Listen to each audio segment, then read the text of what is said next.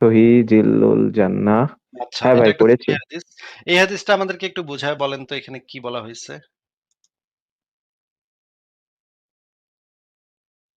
মানে ওমরকে ওমর মানে রাসূল সাল্লাল্লাহু আলাইহি ওয়াসাল্লামের কাছে প্রশ্ন করলেন যে আমরা যে মানে কাজগুলো করি তা কি আহ আগে থেকে নির্ধারিত নাকি নতুন ভাবে ঘটলো? তো রাসূল বলল যে এগুলো আগে থেকে নির্ধারিত হয়ে আছে।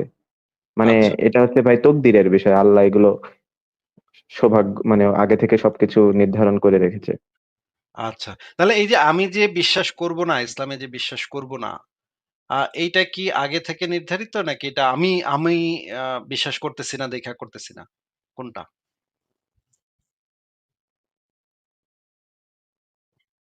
কিন্তু ভাই আল্লাহ তো আমাদেরকে মেধাশক্তি দিয়েছে যাচাই করার জন্য এবং না মেধা শক্তিও দোয়ার দেয় না। মাধ্যমে আচ্ছা, তো ভাই তকদিরকেও মানে আচ্ছা ঠিক পাল্টানো আছে। সম্ভব।